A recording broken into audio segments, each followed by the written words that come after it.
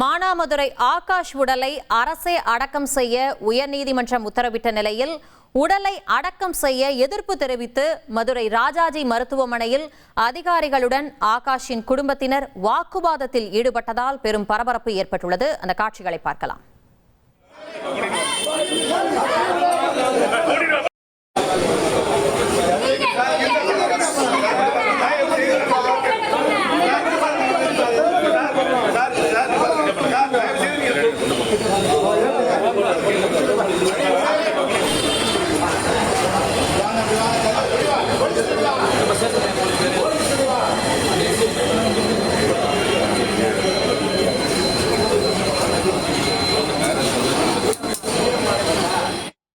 இது தொடர்பான கூடுதல் விவரங்களை வழங்க இணைக்கிறார் செய்தியாளர் மாரிச்சாமி. வணக்கம் மாரிச்சாமி. ஆகாஷின் உடலை வாங்க மறுத்து உறவினர்கள் அதிகாரிகளுடன் வாக்குவாதத்தில் ஈடுபட்டு இருக்கிறத நம்மளால பார்க்க முடியுது. இது தொடர்பான விவரங்களை விவரிங்க.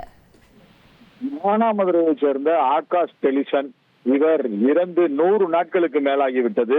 இவர் மானாமதுரை போலீசாரின் காவல் சித்திரவதையால் இறந்து விட்டார். ஆகவே இவரது உடலை வாங்க மாட்டோம் என அவரது உறவினர்கள் தொடர் போராட்டத்தில் மானாமதுரை பகுதியில் ஈடுபட்டு வந்தனர். ஆகாஷின் உடலானது மதுரை அரசு ராஜாஜி மருத்துவமனை பிணவரையில் இருந்தது.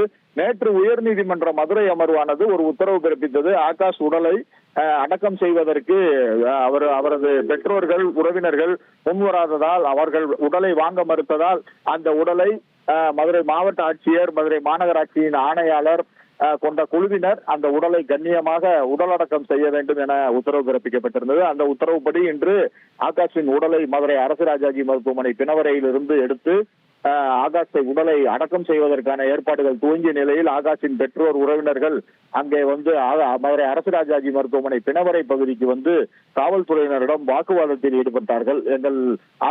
எங்களுடைய மகனின் உடலை நீங்கள் அடக்கம் செய்யக்கூடாது என்ற வகையில் அவர்கள் காவல்துறையினருடன் வாக்குவாதத்தில் ஈடுபட்டார்கள். வாக்குவாதத்தில் ஈடுபட்டு மிகவும் கைகலப்பாக்கக்கூடிய சூழ்நிலை இருந்தது.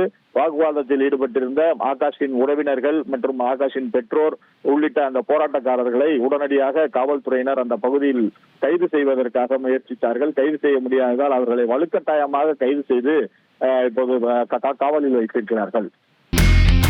இனி செல்லும் இடமெல்லாம் செய்தி. தந்தி டிவியின் வாட்ஸ்அப் சேனலை ஃபாலோ பண்ணினா செல்ல இருக்கும் இடமெல்லாம் செய்தி. இதோ QR கோட் இப்பவே ஸ்கேன் பண்ணுங்க, ஃபாலோ பண்ணுங்க.